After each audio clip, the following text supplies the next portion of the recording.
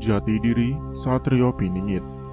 Mengingat amanat panggilan kehidupan yang diemban oleh sosok Satrio Piningit, sangatlah luar biasa tanggung jawabnya.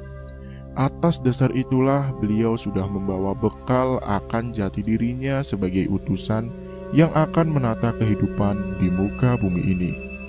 Keberadaan jati dirinya, dia adalah seorang anak muda asli pribumi yang terlahir di tanah Sunda, Jawa Barat, keturunan dari Jawa yang telah menjelajahi wilayah senusantara seorang diri dengan membawa ajaran keluhuran atau budi pekerti. Tapi, pada saat ini belum dipublikasikan atau masih dalam pingitan atau disembunyikan keberadaannya. Hal tersebut dilakukan atas dasar kebijakan-kebijakan yang mana kita belum bisa mengetahui secara pasti kapan akan munculnya di muka bumi ini sebagai pemimpin yang kita harapkan, yang dalam tujuannya akan mengambil alih wilayah terbesar yang membentang dari wilayah India. Jadi, itulah jati diri sosok Satrio Piningit. Bukan hanya mengambil alih negeri ini saja, tapi sekaligus mengembalikan wilayah teritorial yang pernah dinaungi dan dikuasai para leluhur dalam peradaban yang pernah mengalami zaman kejayaan dan keemasan. Dalam hal ini yang dimaksud oleh para leluhur kita dengan menyebutkan wilayah teritorial dengan sebutan Sunda Besar, yang mempunyai arti susunan dunia besar. Itulah yang menjadi landasan dasar sosok Satrio Piningit sebagai putra pribumi keturunan Jawa yang menggambarkan beliau dibentuk dan dibekali dengan budi pekerti yang luhur, dengan jiwa kepemimpinan yang arif bijaksana dengan membawa ajaran peradaban manusia. Yang paling menonjol dan unik dalam mengambil alih wilayah tidaklah dengan suatu peperangan, jajahan, dan pertumpahan darah, tetapi dengan memberikan suatu paham kebenaran dan konsep dalam berbangsa dan bernegara yang sesungguhnya. Maka akan dipastikan wilayah-wilayah yang sekarang di luar teritorial NKRI dengan sendirinya atas kemauan tanpa ada paksaan menggabungkan diri ke wilayah Nusantara. Nama jati dirinya, sosok Satrio Piningit banyak sekali mempunyai sebutan nama dengan versi yang berbeda, tetapi maksud dan tujuan sama. Hal tersebut disesuaikan dari cara pandang dan penerimaan yang berbeda pula. Dalam hal ini, kita sebagai penerima ilham mendapatkan sebutan nama yang baru adanya. Beliau disebut Gapura Diningrat Pancadiniko dengan makna sosok Satrio Piningit merupakan pintu gerbang kehidupan dalam membawa peradaban luhur yang membuat keningratan setiap insan di dalamnya yang terbentuk oleh kekuatan mandiri dalam implementasi keparipurnaan beragama, berbangsa, dan berbudaya. Dalam kehidupan di lingkungan masyarakat bangsa kita, tumbuh dan berkembang suatu keyakinan bahwa nama tersebut merupakan doa dan secercah harapan yang diyakini nanti akan membuat suatu perubahan yang luar biasa dan signifikan dalam kehidupan yang selama dinantikan masyarakat luas pada umumnya. Berkaitan dengan nama jati diri yang disandang sosok Satrio Piningit, memberikan dan mencerminkan seorang pemimpin yang mempunyai sifat budi pekerti dan berjiwa mulia. Gelar jati dirinya, di samping beliau mempunyai nama jati diri yang juga mendapatkan suatu gelar yang disandangnya. Adapun gelar jati dirinya adalah Asmo Putro Purono Saki Kirti, yang mempunyai makna seorang anak muda yang berpenduduk Jawa yang akan memimpin dunia. Beliau juga mempunyai sebutan sebagai guru batin, guru bahasa, guru bumi, guru bicara, dan guru besar. Karena beliau sekarang sedang menempuh pendidikan dan berkali-kali membekali pengikutnya sebagai wakil untuk nantinya bersama-sama menata dunia. Jadi, lengkaplah sudah nama gelar tersebut merupakan amanat kehidupan yang diemban. Hanya orang-orang terpilihlah dan pilihan yang memiliki kepribadian dan aksesibilitas sebagai sosok yang disebut dengan Satrio Piningit. Dialah yang mampu melaksanakan semua tugas amanat kehidupan. Bersama dialah, kehancuran peradaban bumi pertiwi bisa dihindarkan karena kesejatiannya melambangkan seorang pemimpin, utusan di muka bumi ini yang merupakan representasi wakil dari Tuhan yang Maha Tunggal. Visi dan misi yang diemban. Kehadiran sosok Satrio Piningit di bumi pertiwi ini bukan tanpa tujuan atau tanpa misi. Akan tetapi, sudah barang tentu kehadirannya akan membawa amanat kehidupan yang harus disampaikan dan dilaksanakan. Hal ini demi kelangsungan kehidupan di bumi pertiwi ini. Adapun visi misi yang diemban oleh sosok Satrio Piningit dapat dijelaskan bahwa kehadirannya akan membawa suatu peradaban yang luhur, sebagaimana visi misi beliau sebagai berikut. Memperbaiki atau membenahi peradaban yang hancur. Visi dan misi yang pertama ini sudah tidak bisa ditawar lagi dan merupakan prioritas yang harus diutamakan.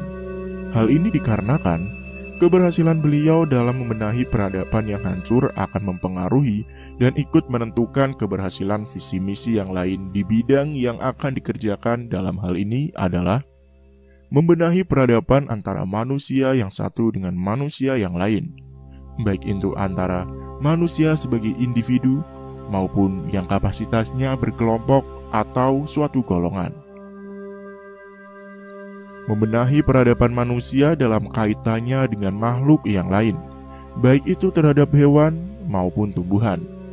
Beliau juga akan menyatakan kehidupan batin pada kehidupan lahir, serta memperkenalkan kehidupan lahir ke kehidupan batin. Membentuk tatanan kehidupan setelah peradaban yang hancur berhasil dibenahi dan kelangsungan kehidupan berjalan sebagaimana mestinya, barulah beliau membuat tatanan kehidupan ke depan yang akan mencakup tatanan berbangsa dan bernegara. Adapun tatanan kehidupan yang akan diterapkan oleh Satrio Piningit yaitu tatanan pada tingkat bawah. Tatanan kehidupan yang dikehendaki oleh Satrio Piningit berlandaskan tatanan yang ingsun rahayu boloreo waluyo. Yang dimaksudkan dengan tatanan pada tingkat tersebut agar terciptanya kehidupan rakyat, baik itu yang berupa keselamatan, kebahagiaan, ataupun kemuliaan. Dan dalam kebersamaan, pada tatanan di tingkat bawah ini untuk mewujudkan terciptanya tatanan tersebut dibekali dengan ilmu, jurus tentang solusi kehidupan sebagai senjata perubahannya. Tatanan tingkat pamong atau praja. Yang dimaksud dengan tingkat pamong atau praja adalah tingkat dalam pemerintahan yang mana di tingkat ini membentuk tatanan sebondo serikso sebobot sepihanean. Sedangkan yang dikandung dalam kata tersebut pada tingkat pemerintahan adalah berkeadilan yang menyeluruh dalam segi manusia. Jadi, pada tingkat pamong praja adalah landasan tatanan yang digunakan adalah rasa keadilan atas dasar sesuai dengan proporsional. Apabila tatanan tersebut telah dilaksanakan, maka akan tercapainya kemakmuran ataupun sejenisnya dalam kehidupan masyarakat. Sedangkan untuk mendukung tercapainya tatanan kehidupan pada tingkat pamong praja dibekali dengan ilmunya yaitu jurus kasar. Lalu tatanan kehidupan tingkat raja. Yang dimaksud tingkat raja adalah tatanan kehidupan para pemimpin yang berlandaskan pada tatanan Suwargo Maniloka. Tatanan kehidupan ini akan dicapai dengan sendirinya apabila tatanan di tingkat bawah telah terbentuk kemuliaan dalam kebersamaan. Hal ini juga tidak dapat dipisahkan tercapainya pada tingkat pamong praja yang berkeadilan menyeluruh bagi manusia. Di samping itu, untuk mendukung tatanan kebersamaan tersebut di tingkat raja, maka para raja atau pemimpin akan dibekali dengan ilmunya, yaitu dengan jurus sasar atau persenyawaan 4 unsur alam, yaitu air, api, bumi, dan angin. Dalam penerapannya, beliau menggunakan tipe pemerintahan kerajaan dengan sistem mekanisme persemakmuran. Terdapat adanya Perdana Menteri sebagai raja dalam masyarakat, serta seorang raja sebagai perwakilan dari para batin. Itulah gambaran dari visi misi yang diemban oleh sosok Satrio Piningit sebagai pemegang amanat kehidupan yang harus dilaksanakan agar kehancuran peradaban dalam kehidupan bisa diselamatkan, sehingga bumi kita tercinta ini akan tetap lestari dan berseri. Sehingga kelangsungan kehidupan di bumi ini akan tercapainya suatu masyarakat yang gemah ripah loh jinawe, toto tentrem kertoning raharjo. Suatu tatanan yang terdahulu pernah dicapai oleh para leluhur bangsa kita, yang mana tatanan tersebut telah hilang di telan zaman, sehingga hilanglah pula akan jati diri bangsa. Dengan kehadiran dan kemunculan Satrio Piningit inilah, maka akan mengubah tatanan yang sekarang ini pada tatanan yang dahulu pernah ada, yang mengalami masa kejayaan dan keemasan dan penyempurnaan. Namun, atas dasar itu lahirnya atau kemunculan Satrio Piningit di muka bumi ini adalah merupakan wakil dari yang mempunyai kehidupan, juga wakil dari pengatur kehidupan, dan wakil dari tempat kehidupan, serta ditandai adanya 3 fase atau tahapan yang berupa simbol kejadian kemunculan Satrio Piningit, antara lain simbol senopati.